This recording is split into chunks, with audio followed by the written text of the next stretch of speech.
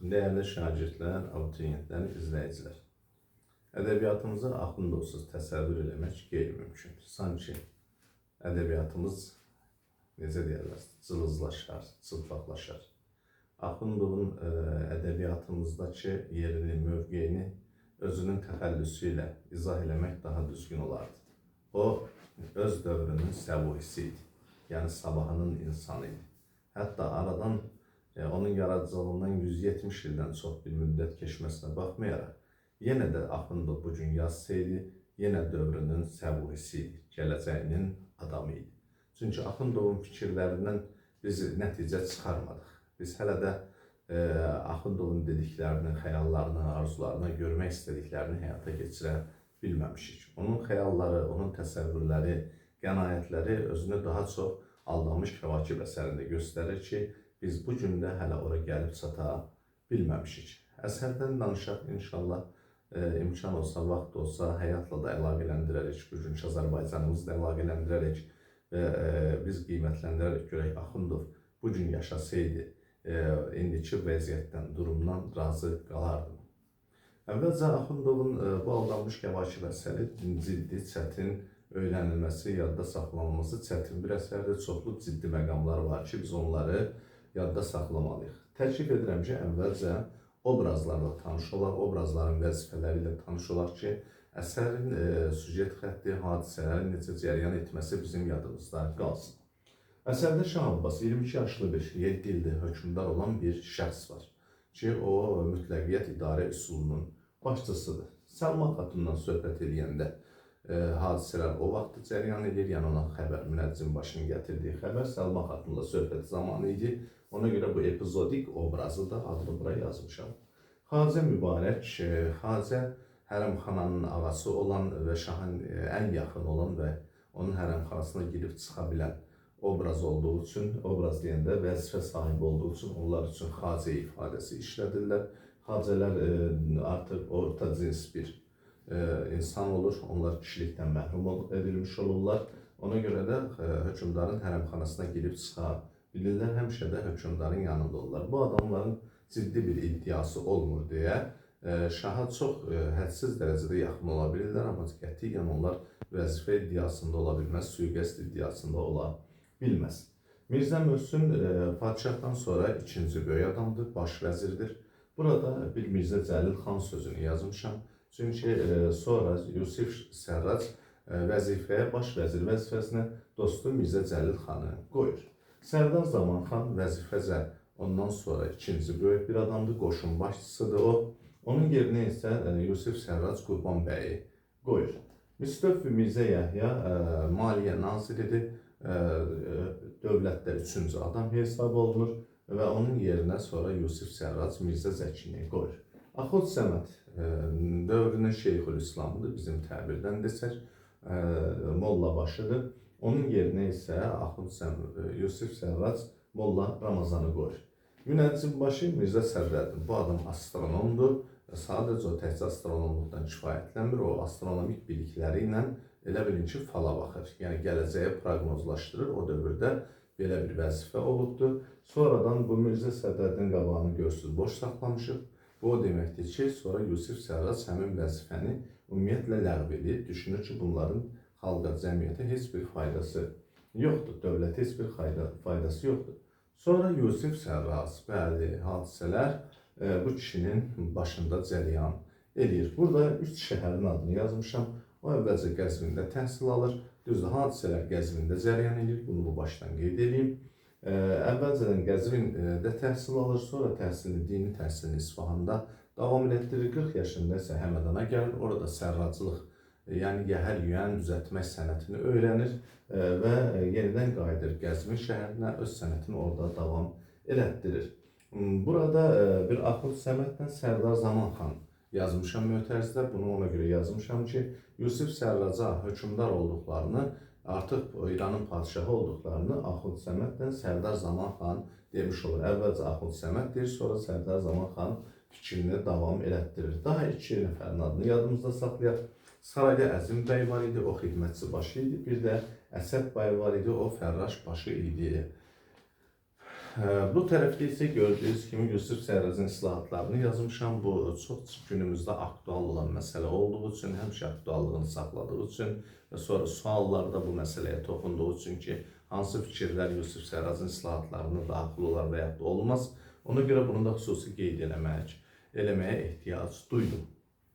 İndi isə sizə hadisələrin süjet xəttini danışaq, hadisələrdə əsərdə baş verən əsas hadisələri vurğulayaq. Demək ki, əsərdə görürük ki, birdən-birə Xacə Mübarək Yusuf hökmdarın Şah Abbasın huzuruna gəlir və deyir ki, müəzzimbaşı sizi görmək istəyir. Və müəzzimbaşı gəlir belə bir xəbər verir ki, Novruzdan 15 gün keçmiş, iki ulduzun toqquşması İran səltənətinin sahibinin başına bir qəza gətirəcəyini xəbərini verir. Şah 22 yaşında, artıq 7 ildir hökmdardır, cavandır. Bu xəbərdən çox pis olur, tutulur. Sonra müəzzimbaşını göndərir. Yarım saat düşündükdən sonra Xacə Mübarək çağırır ki, bəs sən Axund Səmədi, Mirzə Möhsünü, Müstəfi Mirzə Yəhyanı, bir də Sərdar Zaman xanı hüzura çağırır. Onları hüzura çağırır və onlara məsələni danışır. Deyir ki, bir çare. Burada gördüyünüz adlar ki var. Mirzə Möhsün, Sərdar Zaman xan, Müstəfi Mirzə Yəhya, Axund Səməd. Bu ardıcıllıqla hər kəs öz fikrini söyləyir. Bəli, Müstəfi Mirzə Möhsün əvvəlcə nə söyləyir? Mirzə Möhsün deyir ki, bəs mən ölkənin xəzinəni doldurmaq üçün öz bacarıq və qabiliyyətimi göstərmiş adamam. Bunun bacarıq və qabiliyyəti nədən ibarətdir? Adam rüşvəti rəsmiləşdirir. Vəzifəyə qoyduğu adamlar rüşvətlə qoyur və hökmdar hər hansısa bir yerə ziyarətə gedərkən o yerin başçısı da, deyək ki, vilayət hakimi də ona çox qiymətli hədiyyələr verməyə borçludur. Beləliklə deyir, mən xəzinəni, məndən qabaq bomboş olan xəzinəni atanızın zamanında mən doldurmağa başlamışam. Bu işdə deyir, mənim başım çox yaxşı işləyir, amma ulduzlarla bağlı gələn fəlakətə çarə deyə bilmədim.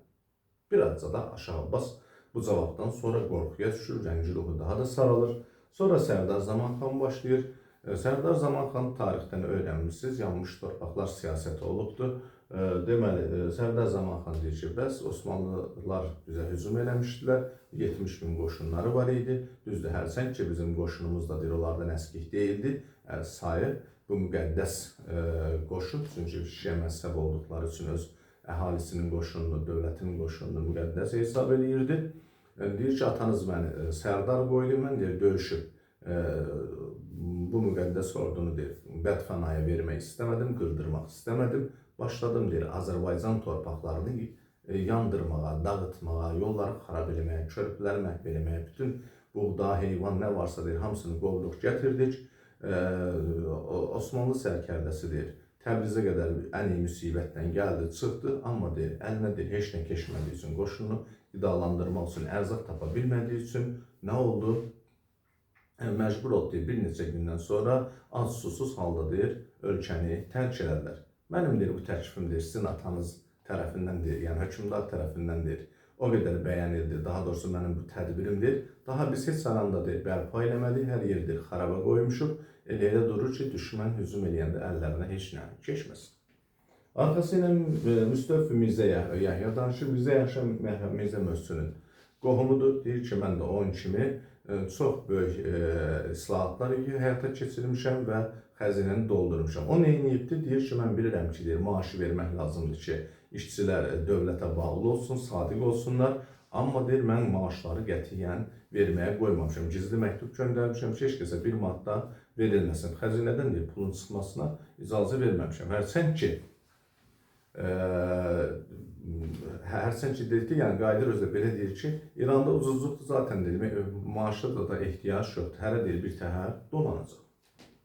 Amma deyir, yenə ulduzların deyir, bəlkə ulduzlardan gələn bəlaya deyir, mən çarə eləyə bilmərəm. Aha, görək daha nə olur? Axırıncı danışan Axund Səməd olur. Axund Səməd deyir ki, mən dövlət üçün, sizin üçün deyir, çoxlu dualar edirəm və mən sadiq birisiyəm. Amma deyir, bu işə çarə eləyə bilmərəm. Hətta deyir, mən düşünəm ki, bu məlun müəzzimbaşı ki var, o deyir, dərdi deyir, çarəsini deməməkdən sizə xəyanət eləmiş olur. Sizə deyir, sizə bu xəbər deyəndən sonra mənim ürəyim deyir, büryan olur, kabab olubdur deyir, içəridə yanır alışır. Bu amma sizə deyir, çarəni demir deyir. Bunun deyir, boynunu vurmaq lazımdır. Burada bir haşiyə verir, müəllif deyir ki, bəs bu Axund Səmədin münəccim başı ilə ədavəti var idi, ona görə bunu fürsətdən istifadə edib, onu öldürtmək istəyirdi. 22 yaşında ağlı kəsilməyən bir hökümdar tez çaparaq münəccim başını çağırtdırır, yarım saata münəccim başı gəlir, çıxır, deyir ki, ax məlun, sən deyir, məni deyir, qorxuya salmışsan, dərdi demişsən, bəlanı deməmişsən, cəlladı çağırın, boynunu vurursun. Bəli, münəccim başın dili dodağı təpir, artıq baş əldən gedir. Bu məqamda Sərdar Zaman xan dillənir. Sərdar Zaman xan deyir, qoşun başçısı olsa da ürəyi yumşaq adam idi. Zaten adam müharibədə əskərləri qırdırmamış, döyüşdürməmişdi. Deyir ki, bəs bu iti bağışlayın. Bu iti bağışlayın demişkən, deyim ki, Sərdar Zaman xan öz çıxışında da əvvəlcədən özü haqqında deyir ki, bu qapınızın iti deyir, sizə sədaqətlə xidmət edir. Və deyir ki, indi bu dəfə deyir ki, mənim ağsaqqalıma bu iti bağışlayın. Ona görə bağışlayaq ki, deyir, zaten bunu öldürsək, deyir, biz çarəni kimdən alacaq. Və şahın usta nə desələr, bu ağlına batır, zaten qorxu ürkü də bu adamı bürüyüb, 22 yaşında cavan olan. Münəccimin fürsətdən də münəccim istifadə edir, deyir ki, bəli, çarə deyilən bu dəqiqə, deyir, bəs siz icazə versəz, mən gedib Uluqbəyin, Zici Uluqbəy kitabı var, astronom, məşhur Uluqbəy astronom, Əmir Teymurun nəvəsidir, səhv eləmirəmsə, onun deyir, kitabına baxıb, deyir, bir saata sizə çarə deyərəm. Elə istəyirdi ki, sivişsin, getsin, çarəni gətirsin, bu arada Mövlana Cəmaləddin təşrif buyurur, Xacə Mübarək gəlir, deyir, Mövlana Cəmaləddin hüzura gəlir, bir münəccim başıya yaltaqlanır, çox ehtiyatdan danışır, deyir, qorxuram ki, münəccimlərin iti baxışlarından bu hadisə yayılmış olar, bəs iki ulduz toqquşacaq, Məğriblə Əqrəb ulduzu toqquşacaq və burada İran səltənətində hakimiyyətində oturan adam başına bəla gələcək. Buradan biraz da Şah Abbas sevinir ki, aha, mən xəbəri özüm münəccimim daha qabaqcadan deyib, Mövlanaya deyirlər ki, bizə çarə lazımdır, məsələni bilirik, elə ona görə yığışmışıq. Çarəni Mövlana Cəmaləddin deyir ki, bəs cəzaya layiq bir adam gətirib taxta oturmaq lazımdır, heç kəsin cəmaatın bundan xəbəri olmamalıdır, Şah Abbas arvadlarını boşamalıdır, sonradan o bir arvadları kasıb bir oğlan kimi, Abbas Məhəmmədoğlu kimi öz nikahına qaytarmalıdır, qayıtmaq istəyənləri və sonra da Yusif Şah da kimdirsə cəzaya layiq adam, o gəlib padişah olsun, bəla onun başında çatlasın. Və çox qəribədir ki, bu öldürmə işinə, cəzalanmaq işinə Axund Səməd baxırdı. Yəni, Axund Səməd o dövr üçün hakim hesabı olunur, həm də qazi idi, yəni din işlərinə baxan adam, həm də hakim yeri, tez üzünü tutur. Axund Səmədə deyir ki, cəzaya layiq bir adam. Cəzaya layiq bir adam kim olur? O, Yusif Sərrac. Axund Səməd çox deyir ki, din xadimlərinin əleyhinə danışan, bir çoxu Xümus kimi, İmam Malik kimi deyir, vergilərin deyir, lazım olmadığını, dini cəhətdən düz olmadığını, hətta deyir ki, ölkəni idarə edənlərin də ölkəni pis idarə elədiyini söylüyor bu Yusif Sərrac. Yusuf Sərrac cəzaya layiqdir. Belə deyən kimi deyir ki, elə mən razı, bu dəqiqə razı. Və tez deyir ki, sabahlarım adamları yığın, bütün əyanı əşrəfi yığırlar ora və Şah Abbas gəlir öz paltarından, tacından, toppuzundan gəlir, deyir ki, cəmaət və qəzanın qədərindən mən artıq hökümdar deyiləm. Hökümdarın kim olacağını sizə göstərəcəklər, mən çıxıram, gedirəm. Cəmaət hamısı məəttəl qalır. Həqiqətən də Şah Abbas taxtı paltarını soyunur, belin kəmərini açır, tacını qoyur, gedir hərəmxanaya, orada da Molla Rəsula deyir, Molla Rəsul qadınlarının nikahını geri oxudur. Onlara deyir ki, indi kim kasıb Məhəmməddən nikah bağlamaq istəyirsə, Abbas Məhəmmədoğluna nikah bağlamaq istəyirsə, buyursun. Cəmi 2 nəfər qadın razı olmur, qalanların nikahını oxudur, onları aparırlar 6-cı küçədə bir otağa piyada aparırlar, özü isə qeybə çıxır. Dəyərli izləyicilər, fikirləşirəm ki, bu dərs üçün 2 dəfə danışaq, çünki mən o dərsimin 15 dəqiqədən çox olmasını istəmirəm. Ona görə diqqətinizə görə təşəkkür edirəm. Hələlik bir faydam oldusa mənə nə mutlu.